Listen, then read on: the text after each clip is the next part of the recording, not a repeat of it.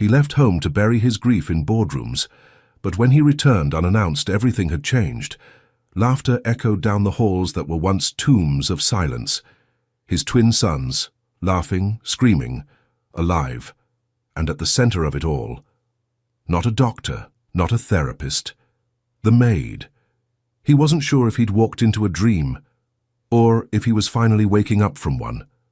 What happened in that kitchen would shatter everything he thought he knew about grief, about healing, about what really saves a family. The Ross mansion hadn't heard laughter in 287 days, not since the crash, not since Rachel. Since then, joy had been boxed up, smiles replaced by silence. The twins, Eric and Evan, moved through each day like shadows. Edward Ross did what any man drowning in sorrow and success would do. He left the house, left the mess, left his boys in the hands of strangers until they all quit. But someone stayed. Not the nanny, not the counselor, a cleaner, hired to wipe floors, not tears. 2 weeks in, Tracy Miller had barely said 5 words to Edward, but on that Tuesday morning, she said something else. Not with her mouth, with a spoon, with one reckless flick of whipped cream. She cracked the silence wide open. And what came pouring out wasn't just laughter. It was something Edward never expected to hear again. Hope. And what happened next was something no one saw coming. But before we begin, click subscribe, like this video, and tell us where in the world you're watching from. I hope this story reminds you, healing doesn't always wear a name tag. Sometimes it walks in quietly with a mop in its hand and changes everything. The Ross mansion woke up in silence, like it always did. Sunlight streamed through spotless glass windows, catching dust that had nowhere to settle. Floors gleamed. The air was still. No music, no footsteps, just the quiet hum of a refrigerator and the faint ticking of a clock that felt far too loud. Tracy Miller stepped inside the kitchen like she always did, quietly, quickly, without ceremony. She wasn't there to be seen. That was the rule. She kept her eyes low, tied her yellow gloves, and moved toward the sink. Eric and Evan sat at the kitchen island, legs swinging, but no life in them. Their cereal bowls were untouched, spoons resting like tiny flags of surrender. They didn't speak. They never did. Tracy glanced at them once, then looked away. She'd only been here 2 weeks. Hired through an agency. Part-time. No expectations. She cleaned the marble countertops. She scrubbed the tile grout. She wasn't supposed to talk to the twins, but that morning something felt different.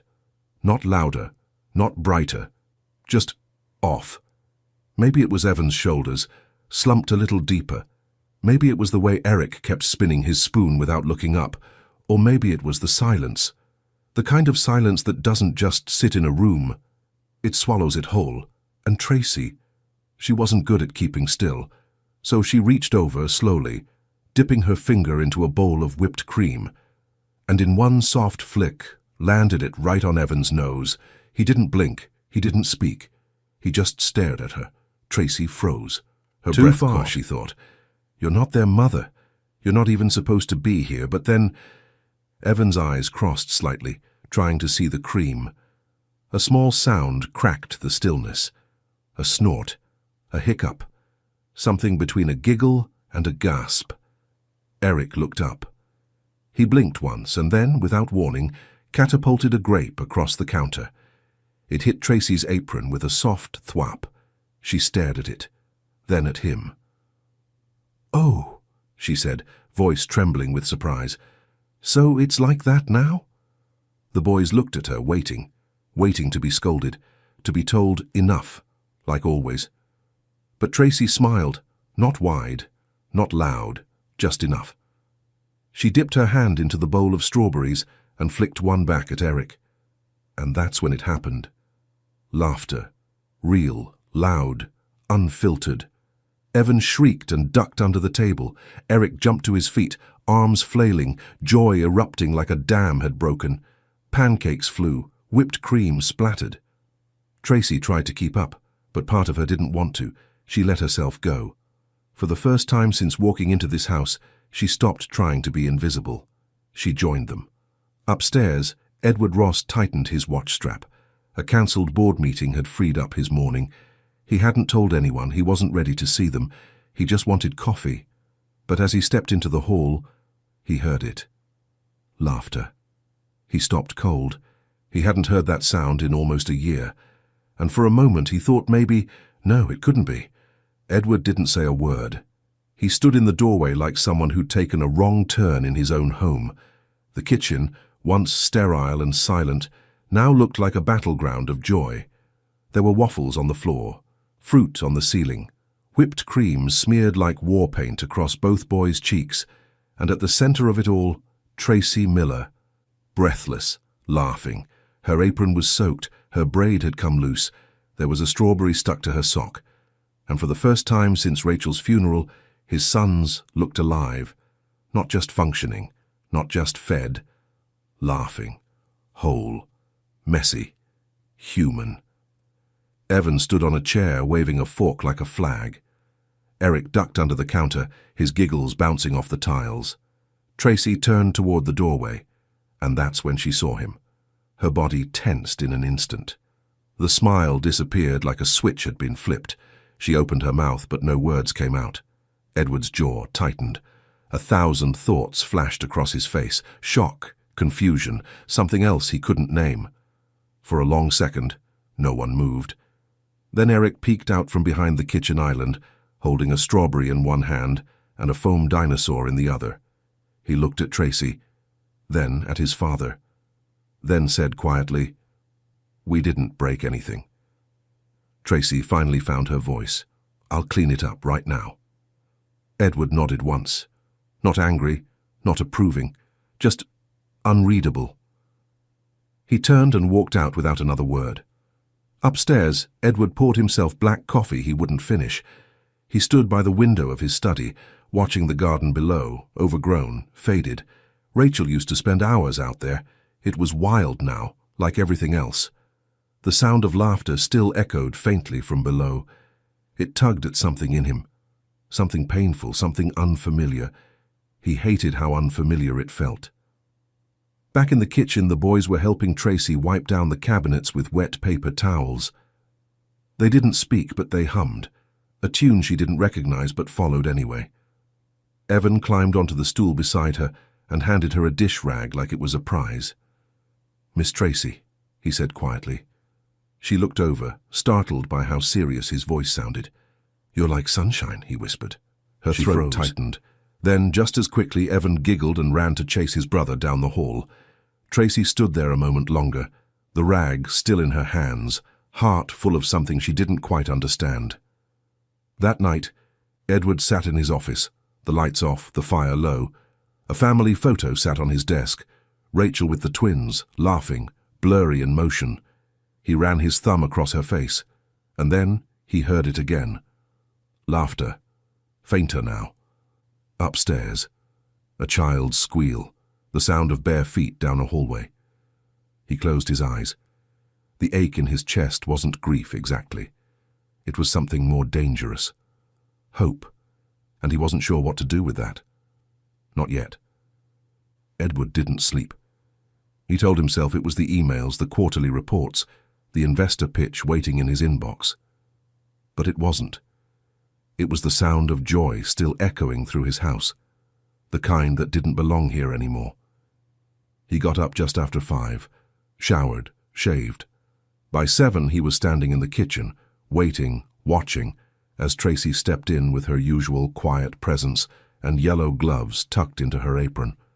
She didn't notice him at first.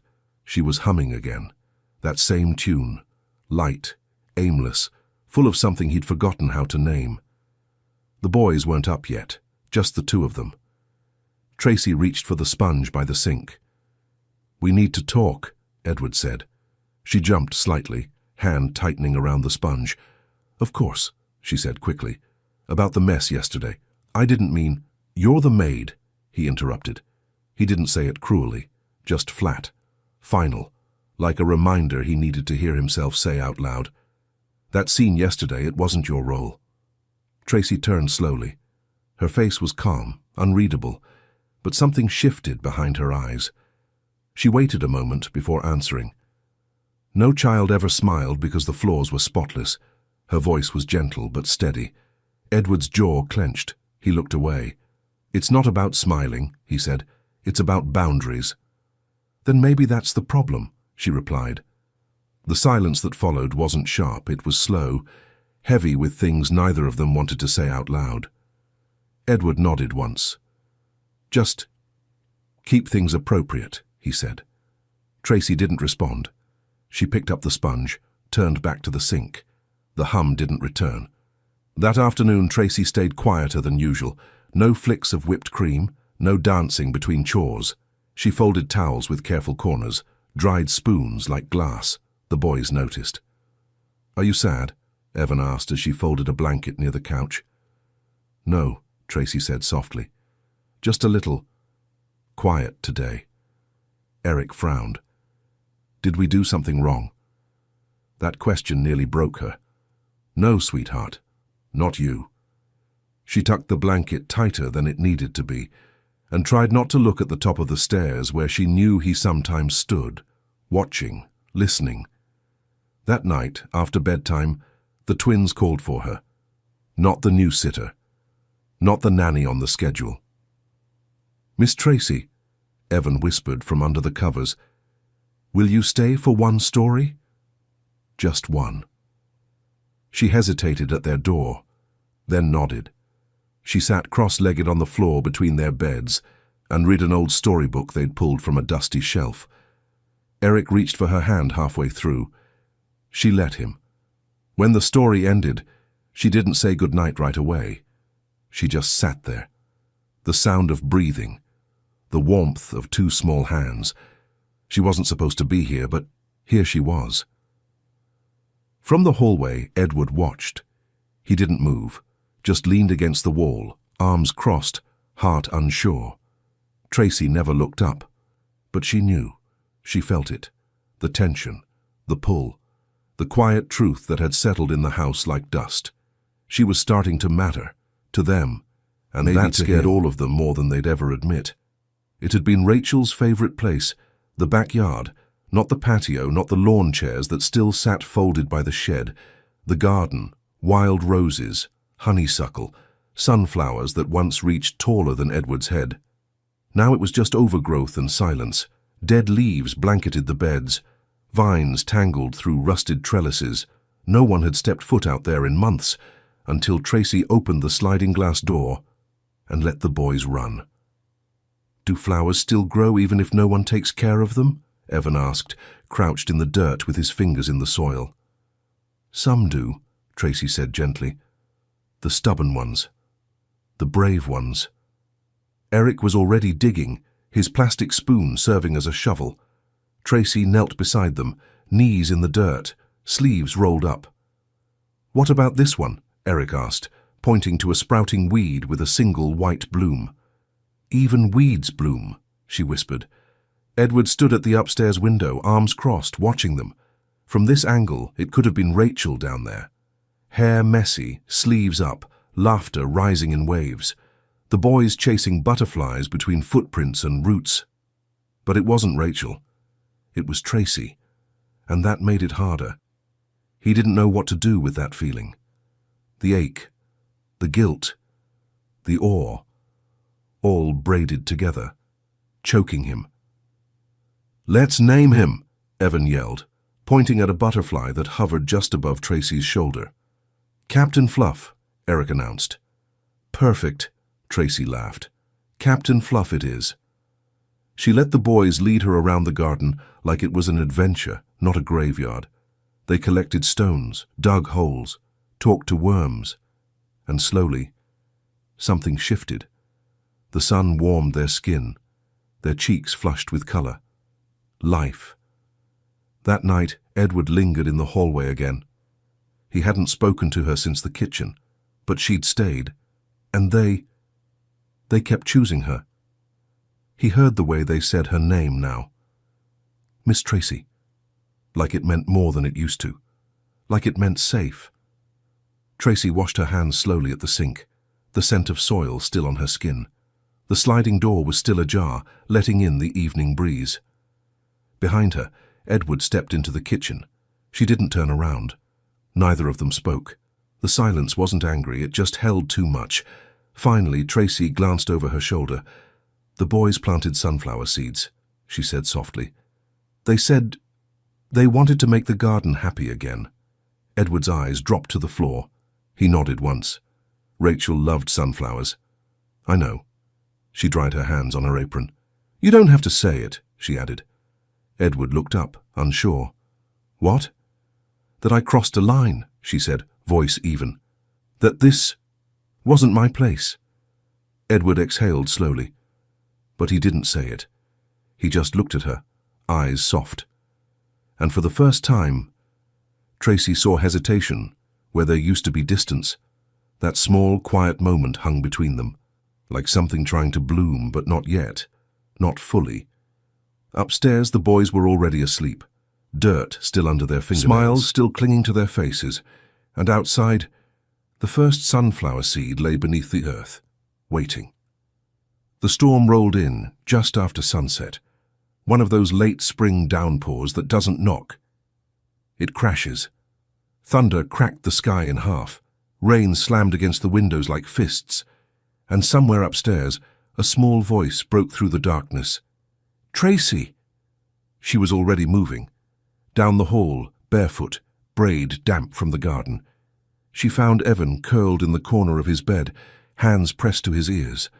Eric was wide-eyed, frozen beneath the covers. The lights flickered once, then again. Tracy didn't hesitate.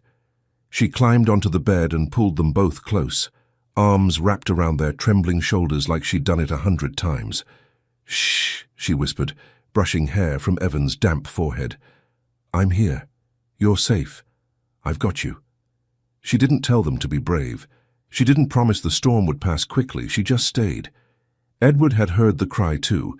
He had risen from his desk on instinct, one hand still holding the whiskey glass he hadn't touched. He was halfway down the hallway when he stopped, and saw her through the sliver of light coming from the boys' room. Tracy sitting cross-legged on the bed, cradling his sons like they were her own. Evan's tiny hands gripping the fabric of her shirt. Eric's head tucked beneath her chin. And Tracy, rocking gently, humming that same lullaby she always seemed to carry inside her. The melody wasn't perfect, but it was familiar. Edward stood in the doorway, unseen, uninvited, unnecessary. Something broke in him then, a truth he'd been trying to outrun. They didn't call for him. They hadn't in a long time. He had left the house but never noticed the part of him that had gone missing with it. Now it was there, in that room, in her arms. Tracy looked up, just slightly. She hadn't heard him, but she felt him, the weight of his presence in the doorway. She didn't speak, didn't move, but something in her face softened, a small recognition, a quiet ache.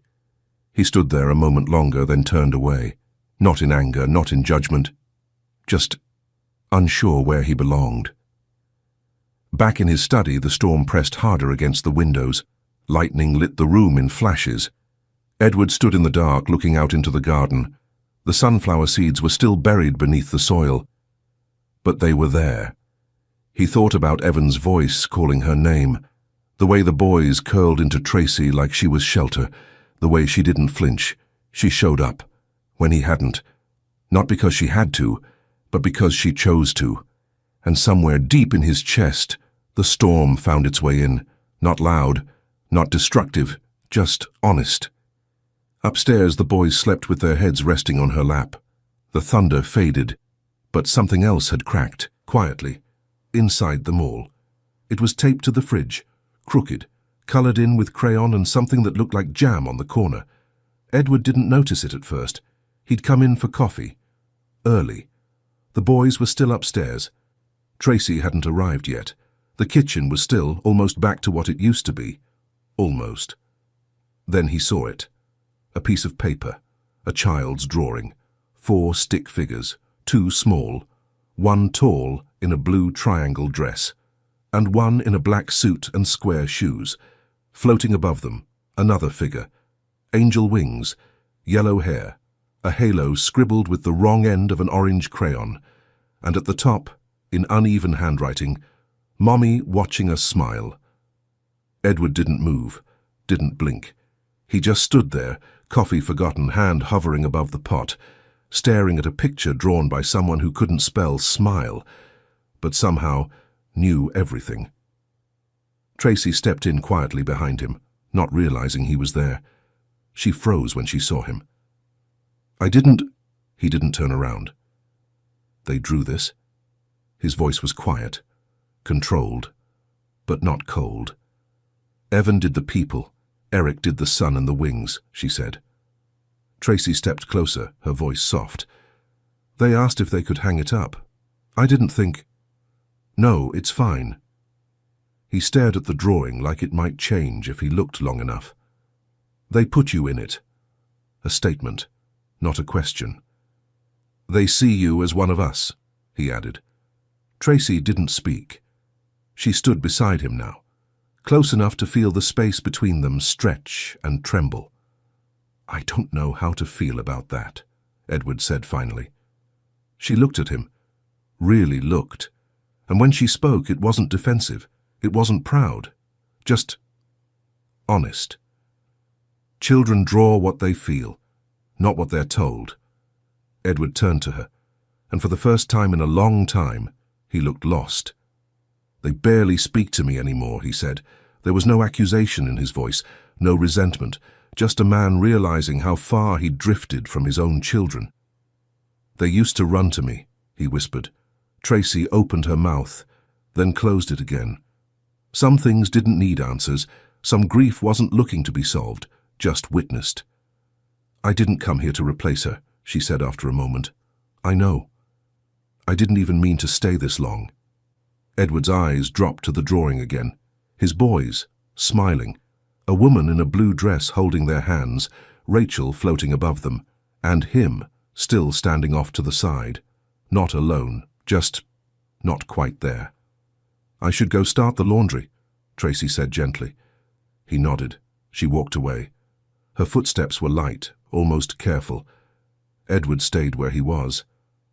The coffee had gone cold, but he hadn't noticed.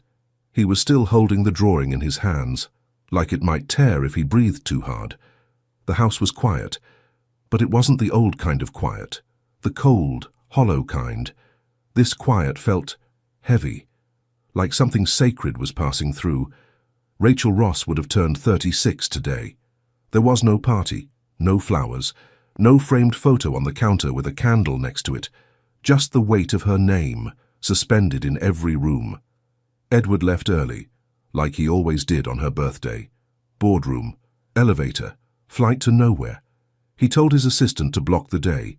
He told himself it was just easier. But back in the kitchen, the boys remembered. Of course they did. Children don't forget love, even when they're too young to name it. "Can we make her a cake?" Evan whispered. Tracy paused mid-swipe of the countertop. "For Mommy?" Evan nodded. Eric climbed onto the stool beside him. "Just a little one." "With jelly beans," Evan added, "and chocolate sprinkles." Tracy didn't say yes. She just opened the pantry and started gathering ingredients. The boys tied towels around their waists like aprons. They cracked eggs too hard, spilled flour like snow, and licked the spoons when they thought she wasn't looking. The kitchen was a mess, but this time no one cared. When the cake came out of the oven, the boys decorated it with their small, sticky hands. Tracy lit a single candle. No singing, no speeches. Just 3 people standing around a cake made for someone they all missed in different ways. "Make a wish," Tracy whispered. "Do you think she'll hear us?" Evan asked. "I think—" "She hears what matters," Tracy said. Evan looked at Eric. "You go first." Eric leaned forward, eyes closed, whispered something no one heard. Then Evan. He didn't whisper. "I wish Mommy sees us laughing again." Tracy blinked fast, then gently nodded. "Okay," she whispered. "Let's blow it together." 3 breaths, 1 flame, and silence. Not the empty kind. The sacred kind. Edward opened the front door just before 9. He was still in his coat. The house was dark except for the kitchen. He stopped at the threshold, and something in him paused. The three of them sat on the floor. The cake was between them. One candle melted into frosting. Evan leaned against Tracy's shoulder. Eric rested his head on her lap. Tracy wasn't speaking. She was just there, still, present, holding space where a mother used to be. Edward couldn't move. His eyes stung before he even knew why. Not just because of Rachel, but because his sons had found a way to grieve and celebrate at the same time, without him. He stepped into the light. Tracy looked up, startled, then softened. Evan turned, sleepy-eyed. "We saved you a slice," he said. Edward didn't speak. He just sat down beside them, on the cold tile floor, in the middle of the mess, in the company of the only people who still said her name out loud. And finally, he let himself cry. Not because he was weak, but because something in him had been silent too long. And tonight, even silence had found its voice. The house was asleep. Upstairs, the boys were tangled in blankets, cheeks still sticky with jelly bean frosting. The candle was gone. The cake was half-eaten. The kitchen light buzzed softly, and Edward stood at the edge of the room watching Tracy rinse dishes at the sink. She didn't know he was there, or maybe she did. She moved slower than usual, like she was waiting. "They needed today," he said quietly. Tracy turned. No smile, just eyes that had seen enough to know when something mattered. "So did you," she replied. Edward nodded. He stepped forward, then leaned against the counter, close but careful. "I didn't know how to do it," he said. "Do what?" "Grieve in front of them." His voice didn't crack, but it carried a weight that said it almost did. "I thought if I kept going, if I just held everything together, it would get easier." "Did it?" "No." The silence that followed wasn't awkward. It was human, and somehow safe. "I've just been showing up," Tracy said softly. "That's all I had. I didn't know what else to do." Edward looked at her for a long time. He saw it now, the exhaustion, the patience, the quiet ache beneath her steadiness. "They call you Mama Tracy," he said. She froze. His voice didn't carry judgment, just truth. "Evan said it yesterday," he added. Eric nodded like it was the most obvious thing in the world. Tracy blinked, then looked away. "I never tried to replace her." "I know. I love them like they're mine," she said, voice trembling now. "But I know they're not." "That's what makes you exactly who they need." Tracy looked up, and for the first time in a long time, Edward didn't seem tired, just present. "When Rachel died," he said, "everything stopped. I didn't know how to be a father without her. She was the one who danced in the kitchen, who made up lullabies, who filled the silence." Tracy nodded, slowly. "And you filled it with work," she said. He didn't deny it. "I didn't think anyone could reach them," he admitted, "until you threw mashed potatoes at one of them." That made her laugh, soft and a little broken. "I didn't plan that," she said. "Good," he smiled, "the kind that takes effort when you've forgotten how." "You're not the help," Edward said finally. The words landed gently. "You're not temporary. You're part of this." Tracy didn't speak. Her throat was too tight. Her hands still smelled like dish soap and birthday cake. "I don't know what this is," he added. "I just know the house feels different when you're in it." Another silence. But this one didn't hurt. It held something new. Not quite a beginning, but the willingness to begin. Upstairs, the boys stirred in their sleep. A soft murmur, a shifting blanket. Tracy wiped her hands on her apron. Edward stepped aside, letting her pass. But before she reached the door, she paused. "Thank you," she said. "For what?" She looked back at him. "For staying tonight." And then she was gone, leaving him in the kitchen, standing in the place where grief had once ruled, now filled with something else, something that sounded a lot like peace, but not quite, not yet. The morning light reached the kitchen before anyone else did. It touched the countertops, danced on the flower stains no one wiped up, and caught the edge of a drawing still taped to the fridge. Edward stood in the doorway, coffee in hand, watching it all like it was the first time. The house wasn't perfect. The garden was still half wild. There were fingerprints on the windows, toys in the hallway, laughter rising from the living room, no longer hushed, and for once, he didn't want to fix any of it. Tracy was already in the kitchen. She turned at the sound of his footsteps, her hair pulled into a loose knot, flour on her cheek. "We're making cupcakes," she said. "I can see that," he smiled. Evan had frosting on his forehead. Eric was eating straight from the bowl. Edward walked over and dipped a finger into the icing. "That's against the rules," Tracy teased. "I'm not very good at rules," he replied. "You're also really bad at cupcakes," she added, pointing to the glob he smeared unevenly across Evan's nose. "Maybe," he said, "but I'm learning from the best." Tracy laughed, not the polite kind, the kind that came from deep inside, the kind she hadn't let herself feel in months. "Daddy!" Eric shouted suddenly. "You forgot the sprinkles!" Edward grabbed the container and handed it over. "You're the sprinkle captain now," he said. Evan reached up and tugged on Tracy's sleeve. "We're a team now," he whispered. "Mommy would love that." Tracy looked at him, eyes soft, "Yeah," she throat said. tight. "I think she would." There was no ceremony, no grand declaration, just a man in a kitchen, making a mess with his sons, and a woman beside him who never meant to stay, but did. Not because it was easy, but because they needed someone to show up. Again, and again, and again. Later that day, Edward found Tracy alone in the garden. The sunflowers had started to peek through the soil. Tiny, fragile, alive. She knelt beside them, brushing dirt from a crooked stem. "They're coming up," she said, not turning. "So are we," he replied.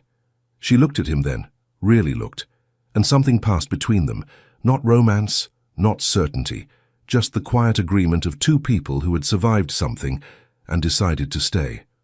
That evening they sat on the back steps with the boys between them, watching Captain Fluff, the butterfly, circle above the garden.